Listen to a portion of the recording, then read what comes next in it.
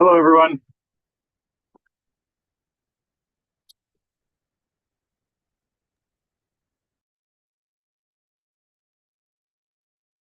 Pat, can you hear me? Yes, I can hear you. Can you hear me?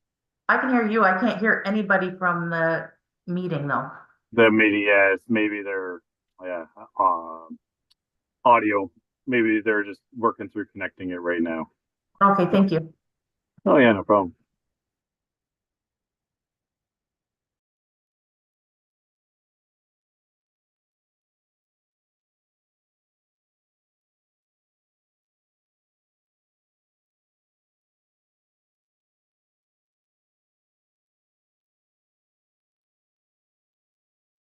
Good morning, everybody. Gonna call to order the meeting today for the Frontenac Accessibility Advisory Committee. I'd just like to begin this gathering by acknowledging and celebrating these traditional lands as a gathering place of the first peoples of their ancestors who are entrusted to care for Mother Earth since time immemorial. We do so respecting both the land and the Indigenous people who continue to walk with us through this world. Today, the county and all residents to pursue a united path of reconciliation. On to the second point, adoption of the agenda, that the agenda for May 21st meeting be approved. Can I get a motion for that? Okay, Janet, and a second. Okay, Bill, and all in favor? Hi. Point 3, disclosure of any pecuniary interest or general nature thereof. I don't believe there are any. Adoption of the minutes from February the 6th. I don't think that there are any issues or corrections in that. Can I get a motion to accept that, the minutes? Right, Pat and Janet, all in favor? Point 5, I do not believe there's any deputations or presentations today. Point 6, reports to the Accessibility Advisory Committee. Did you want to speak to that then, Jeanette, or? Sorry, yes, I can speak to it. I don't have the greatest knowledge of it. Unfortunately, neither Mr. Farrell or Mr. Lemieux were able to attend the meeting today.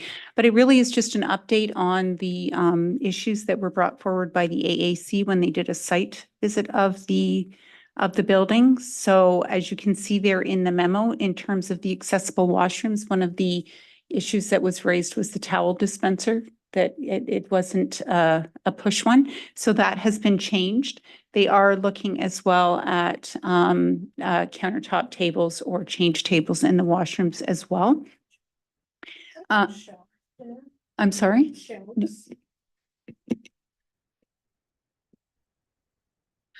Shelves. I was in the disabled washroom this morning and there's no shelf in there. Sorry, so I think what we had talked about were like a table type.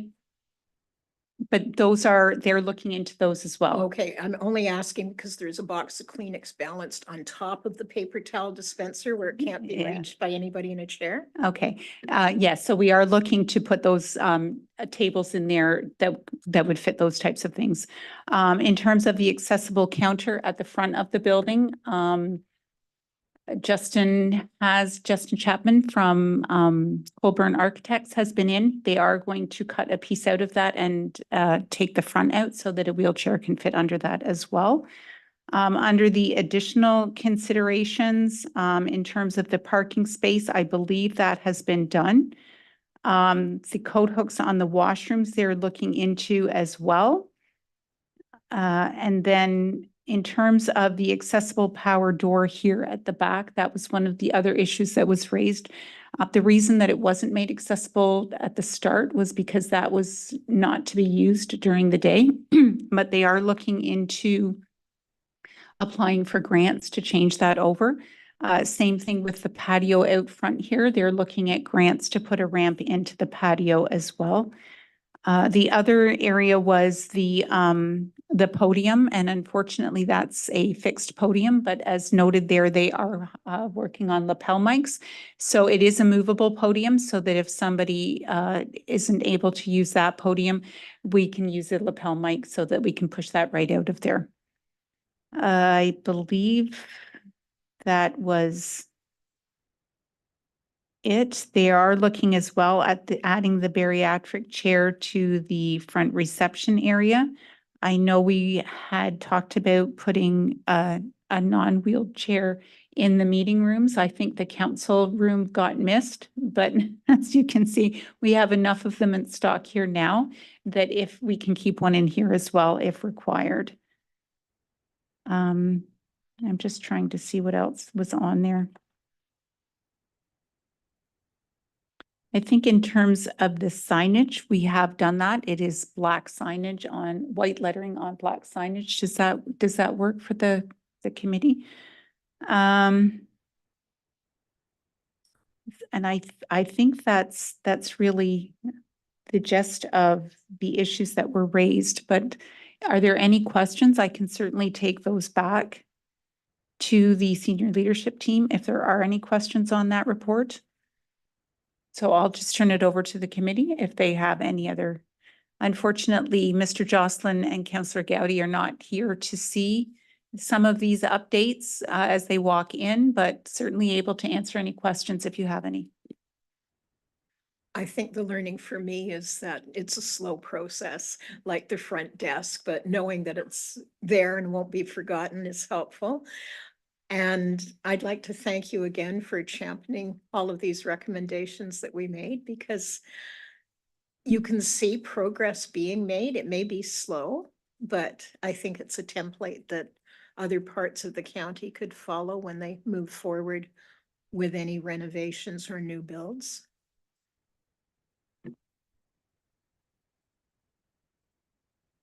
All right, thank you for that. We'll move on to B, the KMP Trail. Richard and Joe, did you want to talk about the camera virtual tour and that information? Thank you, Mr. Chair, and through you, I'll pass it on to my my community community development summer student, Joseph. He's been working diligently to figure out the logistics of completing this project. But when we were working with another organization based in the UK, they had advised that these types of tours were highly in demand from the accessibility community in their country, because they wanted to know if it was worth getting in the car and driving for several hours to have that experience, but and not have any barriers in a way. And so this is what the approach is. Joe is here and can answer any questions about the logistics of achieving it, because he's done much of the research behind that. But that's essentially the purpose that we've laid out in the report, and we're happy to answer any questions. I do have a question then, in regards to the tour. So that wouldn't be live though. It would sort of be like, it'd be like Street View then. That's correct? Yeah, so it's going to be actually uploaded right to Google Street View itself.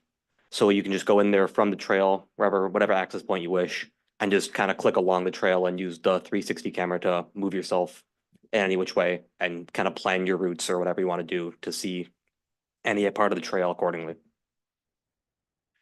I can definitely see where that would be handy, because to tell you the truth, I've myself used Street View for locations like restaurants and stuff to see what the main entrance is going to be like before I go, so I can see where it's going to be helpful for the trail. I did have another question. How often would that be updated then? Like, would that be updated like every couple of years or something like that? Like the trail? Because I guess it depends on. I mean, I don't imagine things change a whole lot on the trail over time. But is that something that would be updated semi-regularly, or?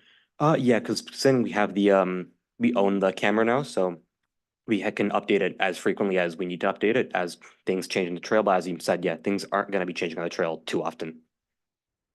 And just to add to Joe's comment there, when we discover how much effort it takes to acquire the footage and upload the footage, that'll give us a bit more sense of like what kind of time commitment we need to put into providing additional updates. So whether it could be something is easily done as every year or every 3 to 4 years to necessitate changes such as the gates that we're changing would look different almost immediately after we upload this footage. So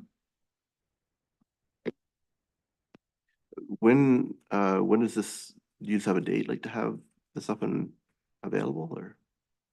Yes, we're gonna get it up, trying as soon as possible. Later this week, I'm gonna be making my first trip down the trail to start recording, and then hopefully by end of June, we can have the whole body of the trail captured and uploaded.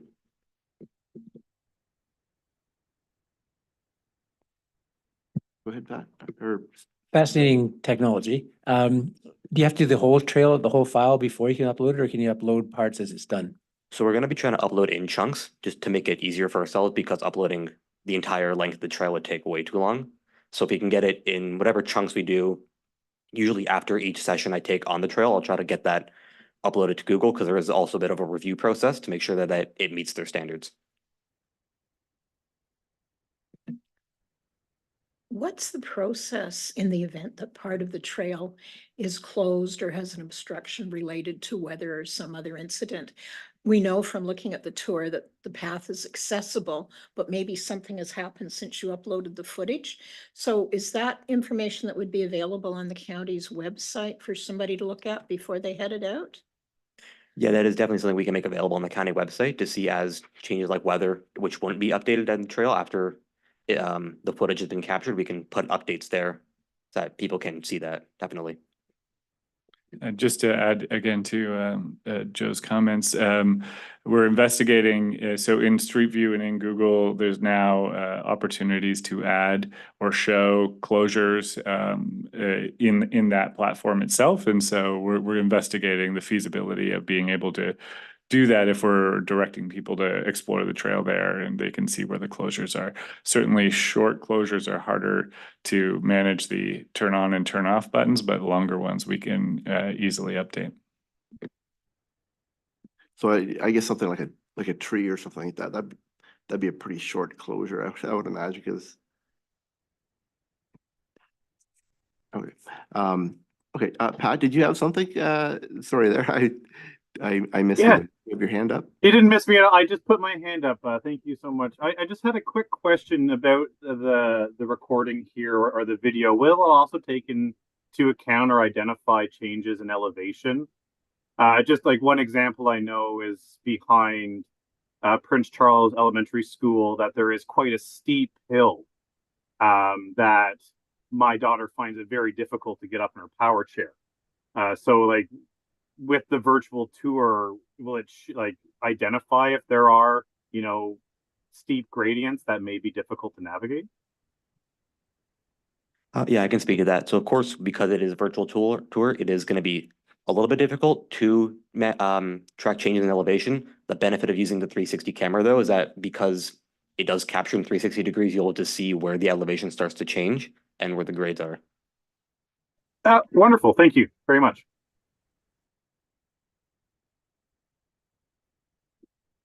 Do we have any other questions for Richard or Joseph? Okay, I also see that you've got here some information for us regarding the gates. Do you want to speak to that?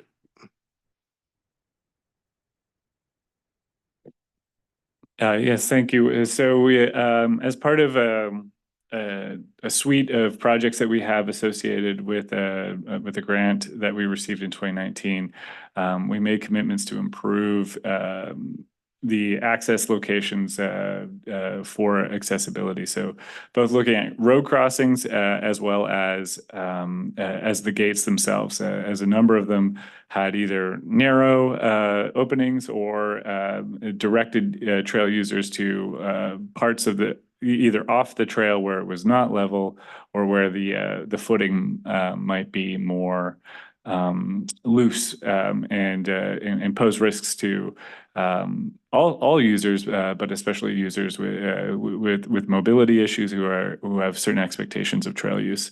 And so we're looking at making modifications to our gates to less to be preventative in terms of stopping certain users, such as ATVs, from going in, and more about allowing the users that we want on the trail to be able to get onto the trail, whether they're pushing strollers, using mobility devices, or even pulling a trailer with their children behind a bicycle.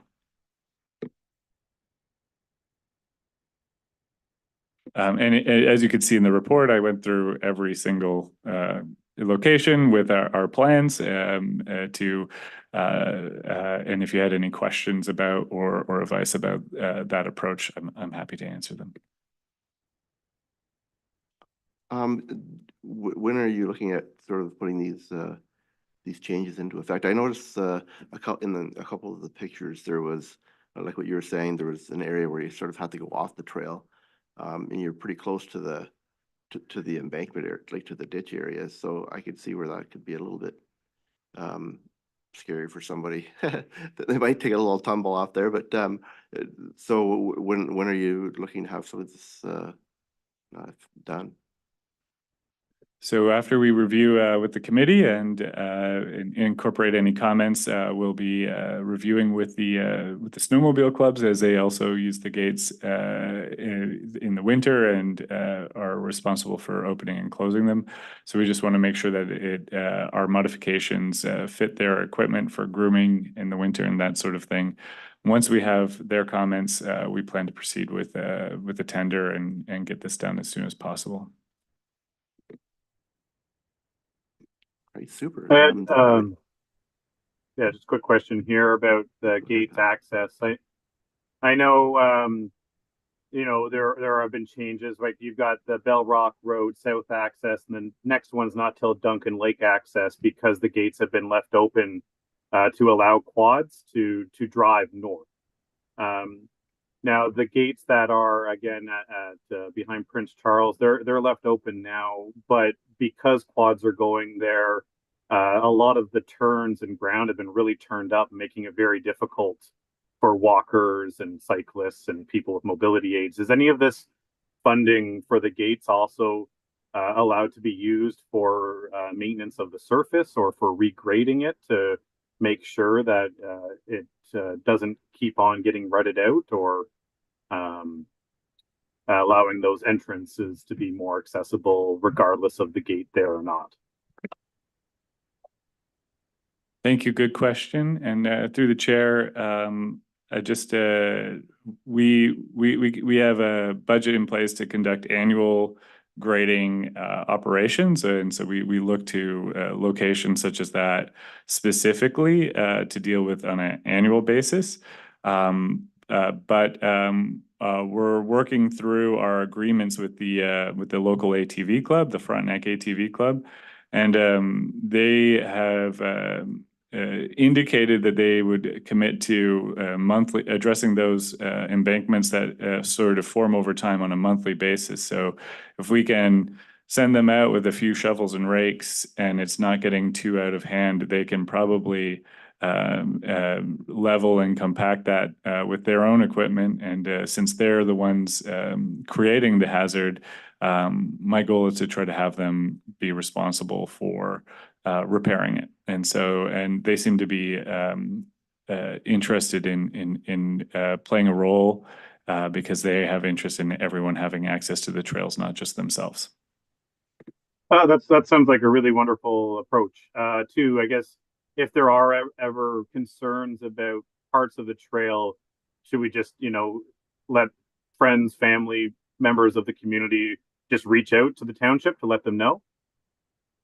Have them reach out to me here at the county and we'll take care of it. So, At the county. Oh, perfect. Thank you. yeah, thank you. Thank you, Neil. I'm looking at the pictures here, and a lot of them actually have dimensions on them. Is there a standard width required or expected for mobility devices to get through a gate when we're modifying some of these? Yeah, through the chair, the recreational spaces provision of the AODA and the design of public spaces regulation has a minimum of a meter. And so we're planning to go beyond that based on what we're seeing out on the trail in terms of width, and so that's why we've sort of established a goal of 1.5 meters, or ideally a minimum of 1,200 millimeters, so 1.2 meters.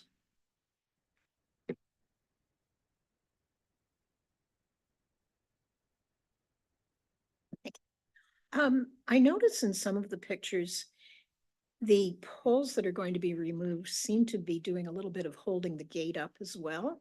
Once those are removed, do you expect a negative impact on the life of the gates or an increase in the maintenance you're going to have to perform?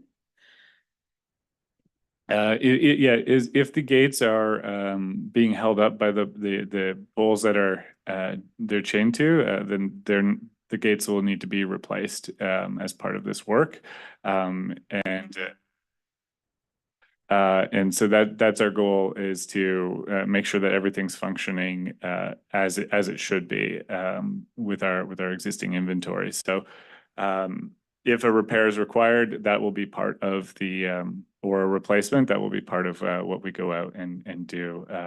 The gates, the way they're constructed, are intended to exist without those poles, and really the only reason those poles are there are to create that passageway and to hold the gate open with a chain.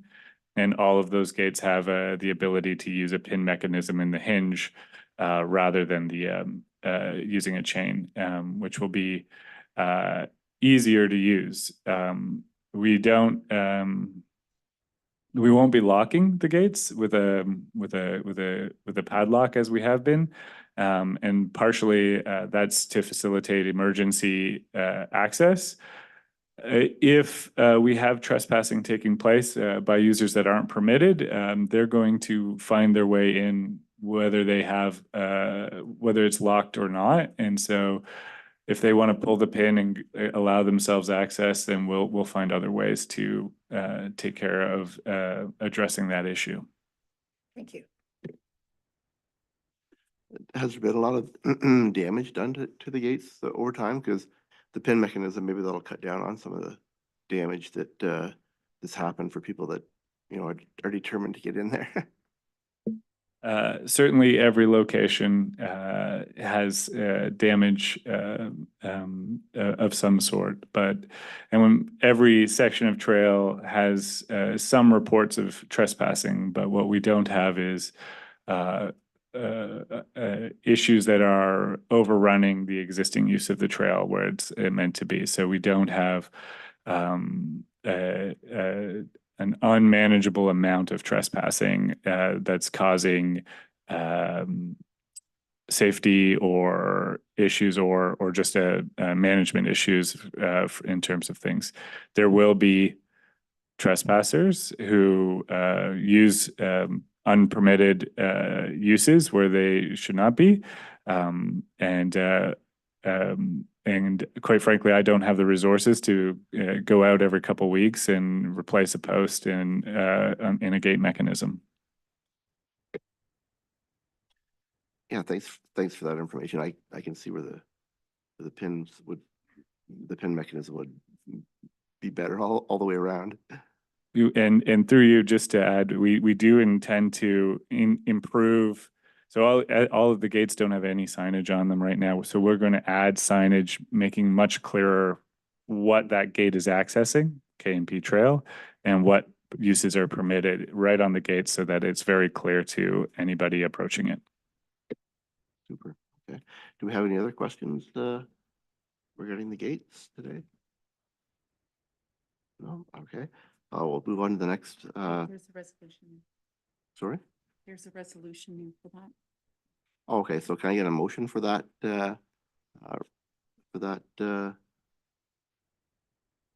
information there? Okay, Janet, and a second. Bill, okay, all in favor?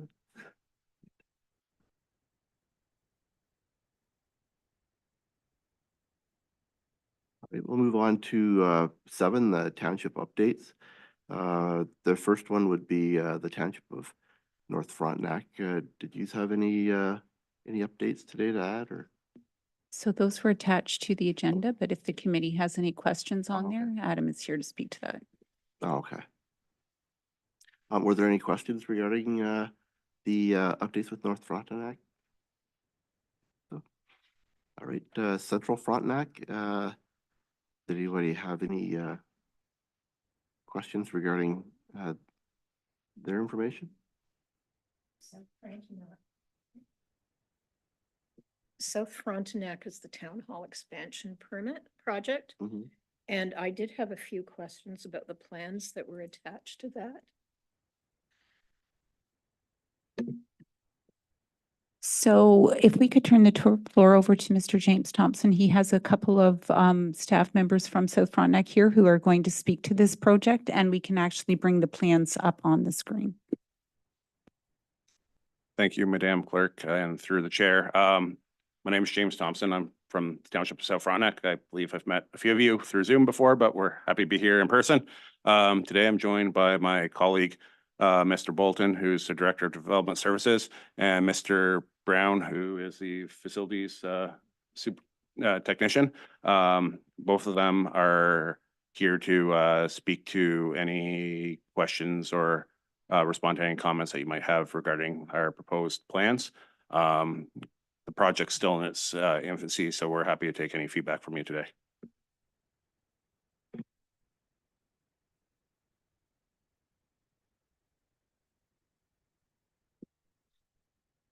I had questions with respect to the accessible washrooms and also some questions with respect to the exterior. But I wonder if maybe for the sake of the committee, you could give us a quick walk through the plans?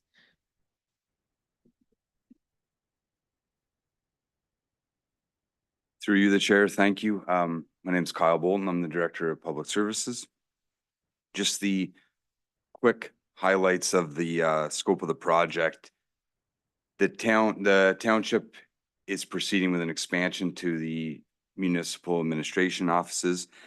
The project scope will add approximately 4,400 square feet of new office space and renovate the existing facility. There will be an additional 10 workstations, so it will increase the office to about 35 offices and 42 workstations for staff. There'll be an additional 3 washrooms, so we'll now have a total of 7 in the building. An additional 3 meeting rooms and an additional 23 parking spaces, which is big because parking is a premium down there. The key accessible features is an accessible lift between all 3 floors of the building, barrier-free counter heights at both reception areas. And just interesting to note from what I heard earlier in this meeting is we're fortunate enough to have the same architect. So when we reviewed the millwork on Friday, they spoke to extending out, bumping out the barrier-free counter height to provide that front access, which is great. Barrier-free entrance to the basement floor. Just for everybody's awareness, the main floor had already been done approximately 2 years ago, which installed a new ramp, barrier-free access to the front door. Barrier-free washrooms on both floors, and the existing barrier-free washroom at council chambers would remain. And the universal, the barrier-free washroom would also be universal on the main floor.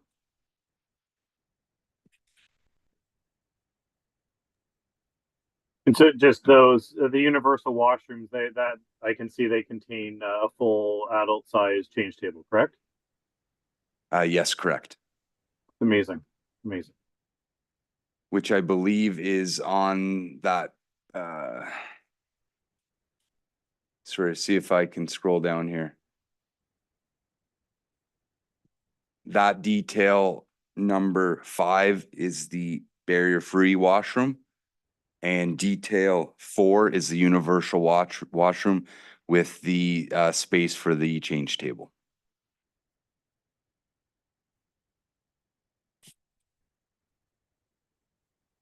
How do I switch tabs there?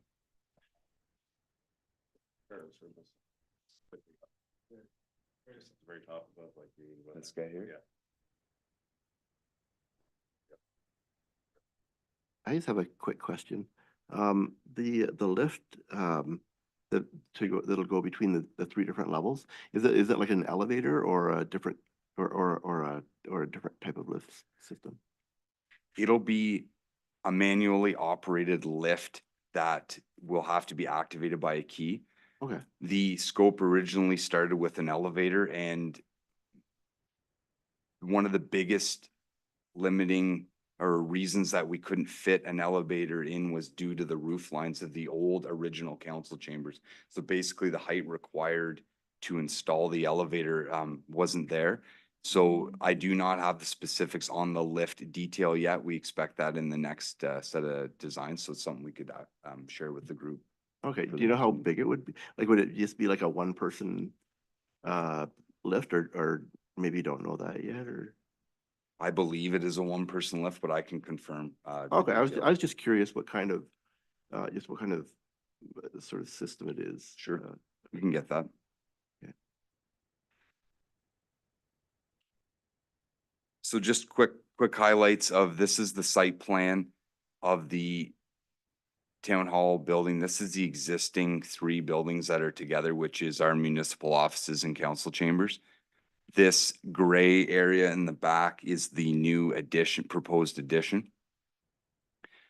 This is the existing library, and the new site plan shows a driveway beside the library and the sports field to a new staff parking in the back, which we hope will also alleviate some of the parking congestion in the front. There will be accessible parking spaces for both town hall and the library, and a walkway from the rear parking lot to the building. There's a new accessible ramp, which I'll show a little more detail in the accessible features, but it is a ramp that will switch back down to the basement floor. So accessible entrances for both the main floor and the basement floor of the building. Maybe it's best to ask if there are any questions on the exterior site plan while we're right here.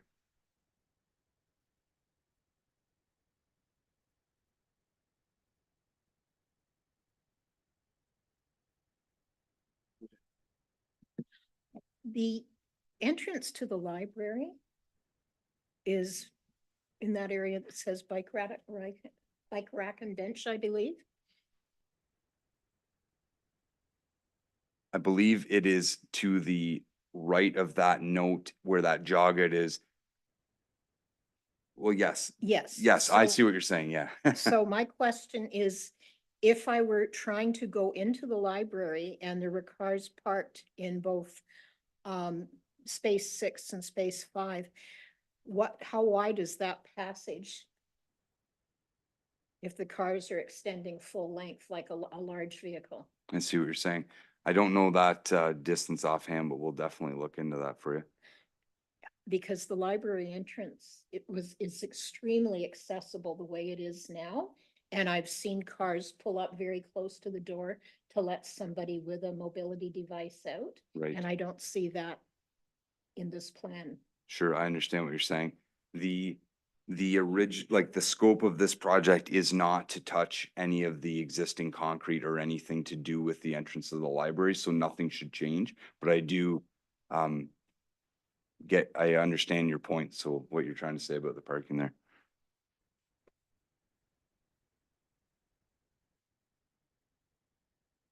When do you expect to start some of this work? If the stars align, we'd like to go to market to tender in June. And it would be nice to break ground at some point in August or early September, and anticipate the construction taking approximately a year. The library is to remain open during construction, and there is details in the contract about keeping a certain amount of parking spaces and access to the library during construction.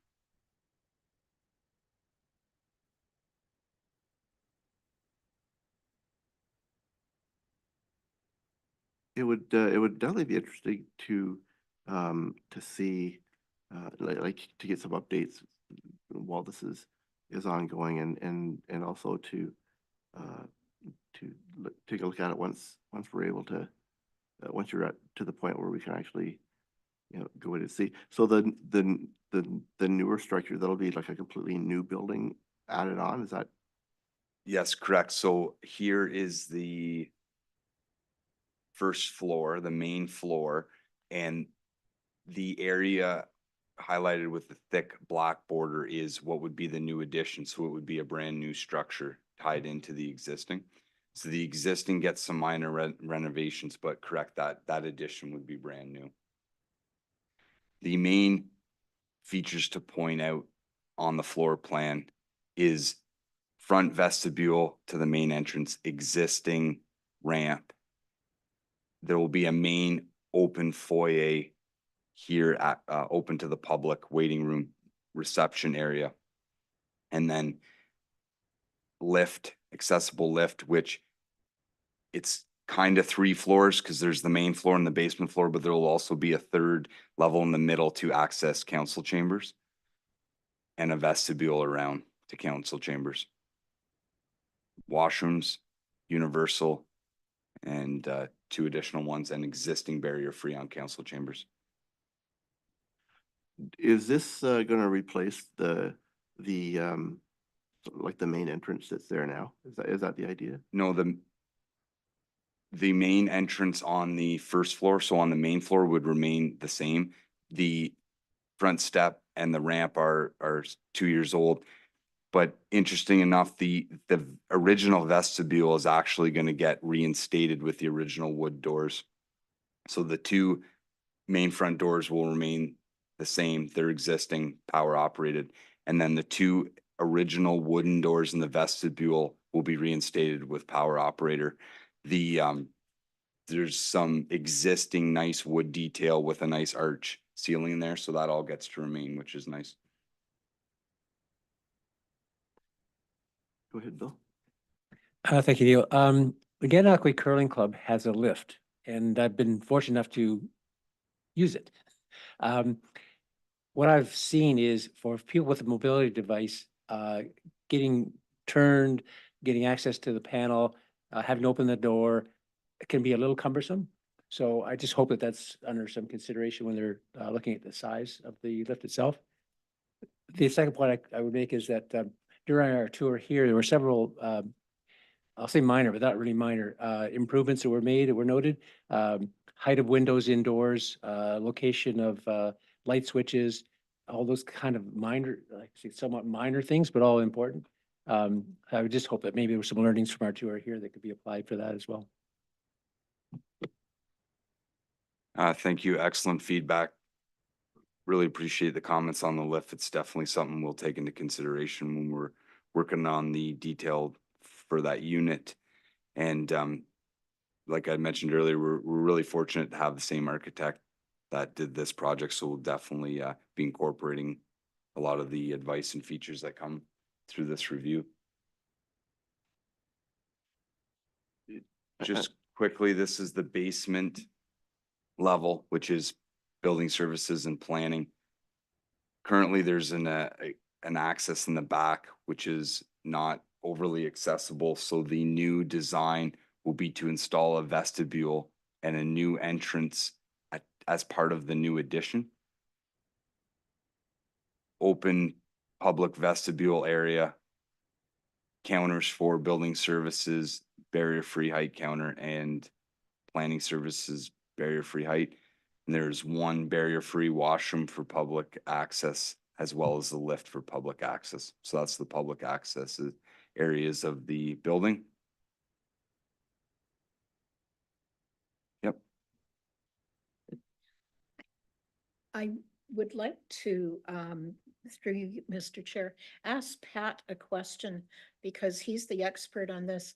Just looking at the details for the universal washroom and the measurements for the change table, is the 810 millimeter by 1800 millimeter standard to hold an adult? Because to me, that seemed short. And then my second observation would be on the lift, especially if you're dealing with seniors, you might have an individual accompanied by a caregiver. So it's essential that that lift accommodate more than one person. Right. Excellent point.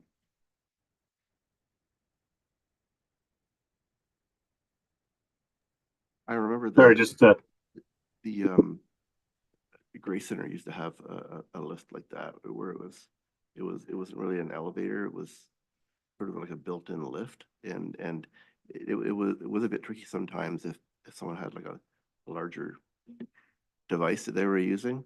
So definitely, yeah, it'd be interesting to sort of know what the overall size of that. Are there any other questions then for? No, sorry, go ahead. Sorry, I didn't mean to cut you off there.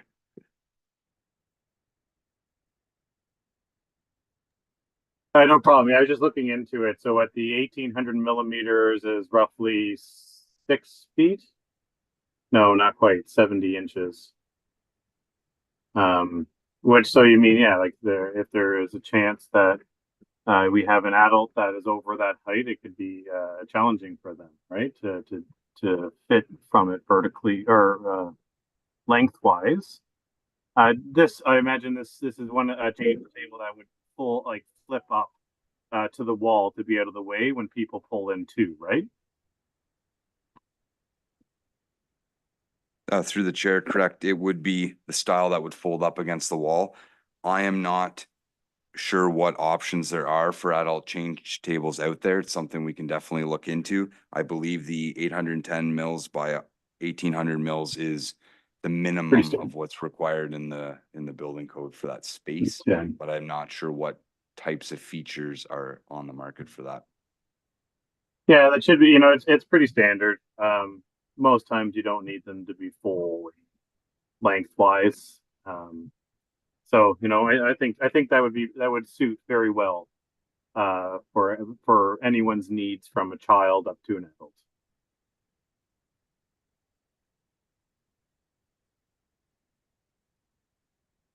And yeah, but I guess this is just for the township, right? There's no plans for the library because the library is through KFL&A, right? That would be different for people that would be doing anything at the library, right?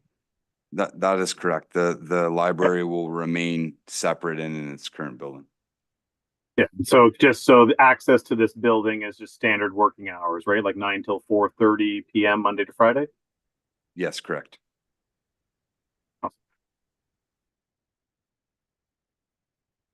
The parking lot, the new parking lot that's going to go along behind, it has a walkway that goes behind, that'll go behind the library. Is that correct? Did I see that right? Through the chair, correct. There will be a walkway. It's this hatching here in a straight line will be a walkway from the staff parking in the back up to the Okay. Accessible entrance ramps. All right. the Now back of the there's building. a deck on the back, or at least it was the last time I was in the library, on the back of the library. So does this come very close to that then? Is it sort of I guess it wouldn't interfere with that at all? I believe the deck is right here at the back of the library. Oh, okay. So it does, the new walkway clears the library, so it doesn't touch the library. So it's not really impeding or getting close to that back deck area. no. Okay. Okay, thank you.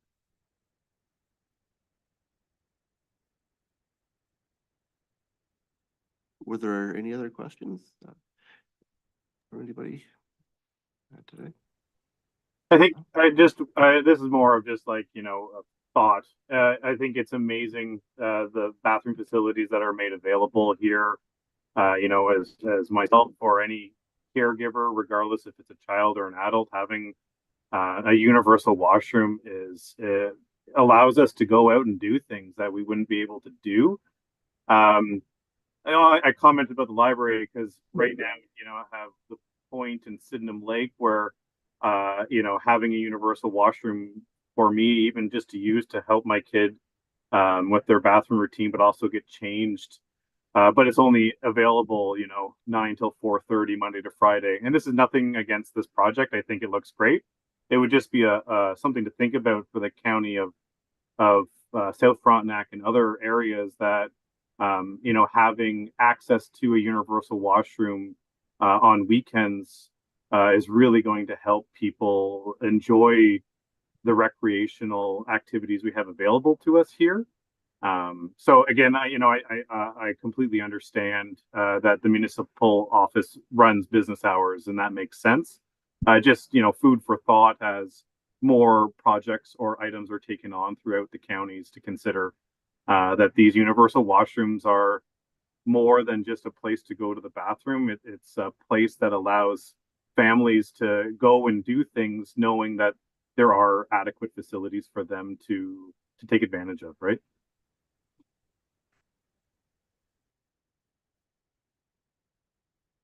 Yeah, that's a good point, Pat. And thanks for sharing that information and sort of bringing it forward. Was there anything else that you wanted to add then today, just in regards to your information that you've provided? Through the chair, no. Thank you very much for the opportunity and for all the feedback. Well, thank you very much for providing that, and we'll definitely be interested in sort of just being kept up to date on how things are progressing, and of course any information that we can help with. Don't be afraid to reach out. I guess did anybody have any other questions regarding any of the township updates that are out there? Okay, we'll move on. There are no communications, I don't believe, or other business. So we'll just move on to a next meeting date. Actually, sorry, just one question. I know that the Township of South Frontenac is working on like accessibility and recreation and playgrounds, and some work has been done at Centennial Park, but I haven't really seen much in the scope of like what is planned, and I'm not sure if anyone in this room is the right one to ask, but I would love to know from South Frontenac what their long-term plan is for accessibility and recreation and for playgrounds. Because so far, I have many comments to make about the work that's been done at Centennial Park and Harrowsmith. I can see the attempts are being made to make it accessible, but there's no way for anyone to get to the accessible places that have been made. So just want to raise that as something for a future meeting, or if there's anyone here that might be able to speak to that. Okay, thanks, Pat. Did you have something that you wanted to add to that? Yeah, thank you. Through the chair, I can provide a quick update on Centennial Park and kind of the thought. So agree, there was a motion through council to look into accessibility, specifically around, I believe what you're getting at with accessible features not tying in or accessible amenities not being accessible. So playgrounds specifically have been put on hold while we dive into this a little deeper. But what's happening with Centennial Park is council has approved a budget to design and install accessible washrooms on the existing building at Centennial Park. So that design is underway. It's not completed yet. There is an approved budget to design a new washroom storage building as well on site because of the demand. So new facility, have not moved forward with design on that one yet. So there will be information to present to the accessibility committee once we advance that. There's also an approved project by council to install walkways to all of the amenities in Centennial Park. So the conceptual design will be paved asphalt hard surface walkways connecting all the playgrounds and sports field amenities throughout the park. And that is currently sitting with an engineer to design that kind of layout, surface widths and grade elevations. So again, once that gets finalized, it's something we can share with the committee. But that is the plan for Centennial Park right now. Perfect, because right now with the accessible surfaces that have been put under the swing sets and the playground, there are a 4x4 wooden border around them that my daughter can't get over, and then there's a lip on the other side. So again, it's great that the accessible surfaces were put in, but someone in a wheelchair can't even get on them. And then secondly, yeah, it's pea gravel pathways to get down to the playground. So, you know, I'm happy they're pausing, because in my mind, they're making things accessible in inaccessible spaces, which quite frankly is somewhat of a waste of money. Because what's the point of making a playground accessible if somebody can't even get onto it? So I'm happy to hear the news of the plans for also the washroom and for pathways, but also think consideration needs to be made when playgrounds are made to be accessible, that there aren't lips and drops around the areas that people should be accessing. So thank you. Okay, thank you. That's interesting news. I didn't realize that they were looking at addressing some issues at Centennial Park. That'll be exciting. Were there any other questions that anybody had before we move on then? Okay, so I guess we'll look at a next meeting date then. So typically we go every 3 months, which would take the committee to the end of August.